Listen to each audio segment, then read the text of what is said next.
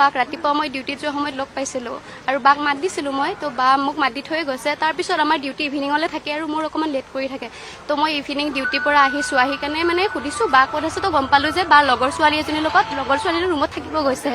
আৰু কালি তেনেকৈ যোৱাৰ পিছত আৰু আমি ফোন কৰা নাই আৰু বাক যিহেতু লগৰ ৰুমতে গৈছে।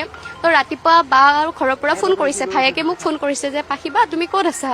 মই কৈছোঁ মই ৰুমতে আছোঁ। তো বাৰ ভায়েকে ফোন কৰি কৈছে বা তুমি আমাৰ বা ক'ত আছে জানা নেকি? মই কৈছোঁ বাটো এনেকৈ লগৰ ৰুমত গৈছে।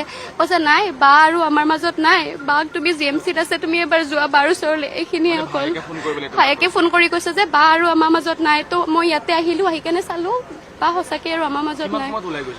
সেইটো মই দাদাক ক'ব নোৱাৰিম, কাৰণ মই তেতিয়ালৈ ৰুম পোৱাই নাছিলোঁ। ৰুমত আহি পোৱাৰ পিছতে গম পাইছোঁ যে বা আৰু নাই। তো মই এইখিনিয়ে জানো।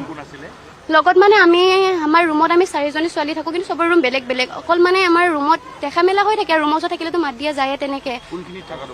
আমি বালাজীৰ ওচৰতে আৰু। বা ৰয়েলত কৰিছিলে। বা ৰয়েলত কৰিছিলে। ঘৰ বাৰ শিৱসাগৰৰ ফালে আছিলে, তেনেকৈ কাৰেক্ট লোকেশ্যন চৰাইদেউত আছিলে। আকাংক্ষা শইকীয়া। হয় ঠিক আছে, হয়। বাকী কেইজনী মই তেনেকৈ নাজানিম, অকল বাৰ লগতহে মোৰ চিনাকি।